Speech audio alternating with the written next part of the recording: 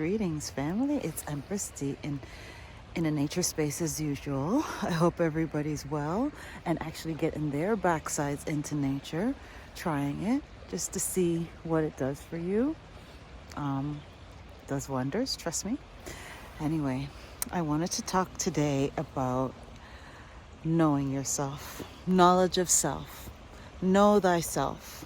Wasn't that written over at the entrance of every tomb in ancient Kemet? Know thyself. I think that's a bit of a clue. So I have really been spending the last 5+ years solidly, intentionally getting to know myself. And there's so many different aspects of knowing oneself. I found out that I have a very rare personality type. Apparently there's 16 personality types according to the Myers-Briggs scale. And there is one type that is the rarest on the planet, and that apparently is what I am. I also fall into the classification, you know how you have alpha, you've got beta, you've got sigma. Males and females. I apparently fall into the rare one, sigma. I'm intuitive and I'm an empath. I've got all these rare characteristics, which I have come to learn over the last 5 years. All of those tools, there's so many different tools to getting to know yourself. I've really looked into my astrology, and looking into my astrology, it describes me to a T. It describes my life thus far to a T. It's really uncanny. And I know a lot of people out there think, astrology is voodoo or is blasphemous and all this. Listen, man, astrology is the study of the placement of the planetary bodies with respect to where your placements are from your birth. So essentially one's birth chart, and I would encourage everybody to get theirs. I have mine, I have the ones of my children, and you can get it free online. You can just get it to print out. It's just interpreting it, obviously you need to learn and practice, but your printout of your birth chart will also give you a printout of, like, in Word version, explaining what the energies surrounding where the planets were aligned when you came through your mother's womb onto the planet, your birth time and date and place on the planet, the energies surrounding or emitted from the placements of the planets within the constellations, within the sky or the universe, that determines the energy of the person that you are, within reason, right? And so it's not that it's set in stone and you can't change it, because obviously we've been given free will for a reason. But there are certain characteristics and gifts and challenges that are associated with the energies, right? So Nikola Tesla, the Serbian scientist that apparently came up with free energy, and of course died young, with penniless, and without a lot of accolades. He famously was quoted saying, if you want to understand the secrets of the universe, you need to think in terms of energy, frequency, and vibration. Energy, frequency, and vibration. Everything is about energy, frequency, and vibration. And so if that is true, again, the alignments of the planetary bodies around the earth when you come through your mother's portal, when you're born on this planet, help to influence and determine certain things going on that you were destined to experience. And it's so funny because I really started looking into this again 5 years ago.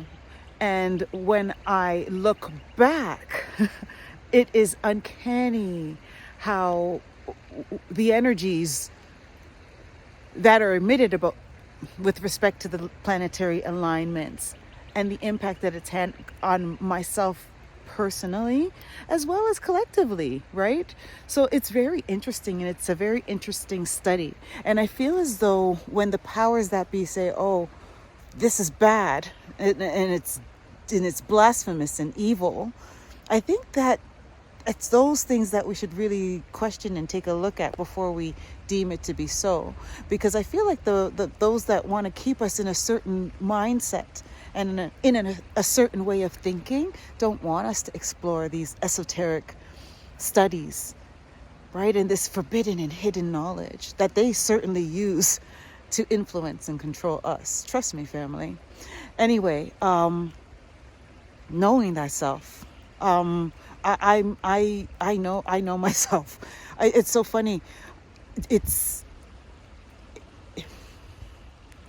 a journey, and it's something that you continuously are learning about yourself, because you are continuously supposed to be evolving as well, right? So it's a lifelong thing, learning yourself. And I think once you kind of get the hang of being frank and honest with yourself, being able to look yourself in the mirror honestly and celebrate your wonderfulness, and actually accept, and if you want to choose to improve the not so wonderful stuff about yourself, then you know what, you've got it, you're on that path.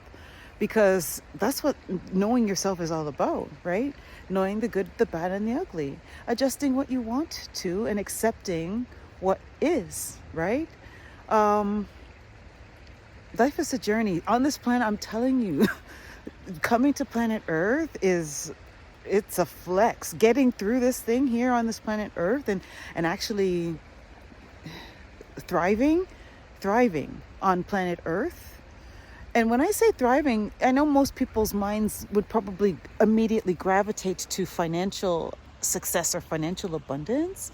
But there's so many examples of people that are financially abundant and still miserable, right? So it's more than just attaining financial wealth on this planet to be successful. It's more. And I think it's more challenging to know yourself on this planet. More challenging to know yourself than to gain a financial abundance. I really do think so. But I also know that in knowing yourself, financial abundance comes to you. It's just how it works, family. Anyway, I'm going to stop blabbering. That's what I wanted to share today. I wanted to speak about knowing yourself and all the different tools and ways to do it, right? I spoke about the Myers-Briggs scale and knowing your personality type in terms of, that helps you gain information about yourself. My sister introduced me to True Colors. That's another type of personality assessment tool that helps you to gain information and insight with respect to yourself. I spoke about knowing your birth chart and your astrology and looking into that with an open mind, family. It's just being open about stuff and learning. That's a wonderful tool to get to know yourself.